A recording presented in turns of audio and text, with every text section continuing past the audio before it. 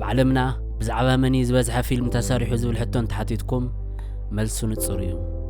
እቲ ብኣማኢት ፊልምታት ዝተሰርሐ ብዙሓት ተመሲጦም ዝረኣይዎ ስምዒቶም ምቁጽጻር ኣብዎም ዝነብዕሉ ፊልሚ ብዛዕባ ኢየሱስ ክርስቶስ እዩ። ካብታ ሲኔማ ዝተፈጠረትላ እዋን ጀሚሩ ክሳብ ሎሚ ዘለናሉ ብኣማኢት ዝቑጸሩ ፊልምታት ተሰሪሖም እዮም። ኩላትና ኣብ ህይወትና እንተወሓደ ሓደ ግዜና ኢየሱስ ክርስቶስ ፊልሚ ርኢና ንፈልጥ ኢና። እዚ ፊልሚ ክንርኢ ከለና መን እዩ ዝረአየና ዘሎ? እቲ ሓቀኛ ኢየሱስ ወይስ እቲ ተዋሳኢ ኢየሱስ? እቶም ኣብ ንንሕድሕድ ገዛና ተሰቒሎም ዘለዉ ስእልታት ኣብ ኣእምሮና እንታይ እዮም ዘመላኽቱና ዘለዉ? ሎሚ ብዛዕባ እዞም ፊልምታት ኣብ ውሽጥና ዝፈጠርዎ ስምዒትን እቶም ነዚ ገጸ ባህሪ ዝወኒኖም ዝተዋስኡ ሰባትን ኣብ ህይወቶም እንታይ ከም ዘጋጥሞም ንሕና ድማ ክንወስዶ ዝግበአና ጥንቃቐን ብሰፊሑ ክንድህስሶ ኢና። ተጀሚሩ ክሳብ ዝውዳእ ሓቢሮምና ይጽንሑ። ታሪኽ ኢየሱስ ኣብ ሲኒማ ነዊሕ ዕድመ ዘለዎ እዩ።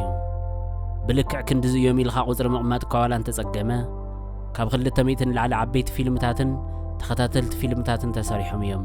ፈለማ ብፈረንሳውያን ዝተሰርሐ ሓጺር ፊልሚ እዩ ነይሩ። ካብ ቐፂሉ ግን ዓበይቲ ዝበሃሉ ፊልምታት ተሰሪሖም እዮም። ንኣብነት ኣብ 1977 ዝተሰርሐ ናይ ሮበርት ፓወል ጂሰስ ኦፍ ናዝሬት ዝብል እዩ።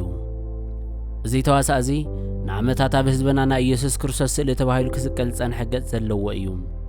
ሰነ 1944 ዓመተ ምህረት ኣብ ሃገረ እንግሊዝ ኣብ ሳልፎርድ ትበሃል ዓዲ ዝተወለደ ሮበርት ፓወል ሕጂ ኣብታ ዝተወለደላ ሃገረ እንግሊዝ ወዲ 81 ዓመት ኮይኑ ዝነብር ዘሎ ሰብ እዩ።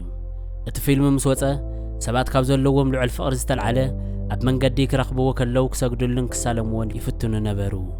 ንሱ ግን ብጣዕሚ ይርበሽ ስለ ዝነበረ ኣነ ተራ ተዋሳኢ እየ፣ እቲ ሓቀኛ ፈጣሪ ኣብ ሰማይ ዘሎ ብምባል ሰባት ካብ ስሕተት ንክእረሙ ይዛረብ ነይሩ።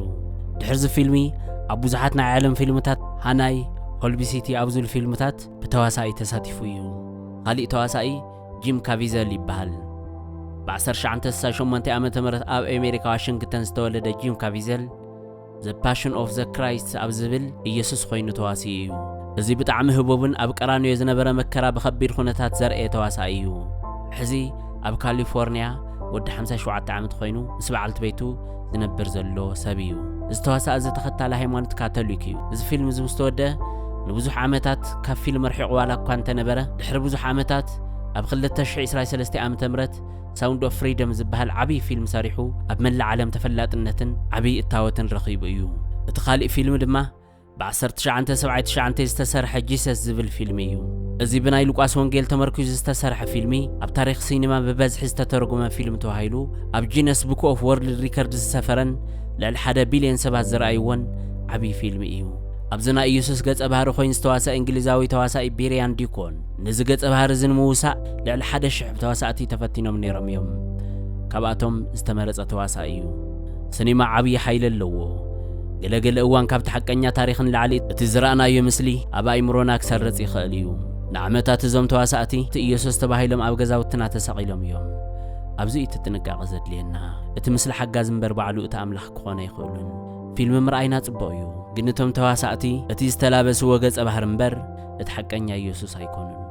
እቲ ሓቀኛ ኢየሱስ ብዓይንና ክንሪኦ ኣይንኽእልን፣ ብግብርና ግን ክንገልጾ ንኽእል ኢና።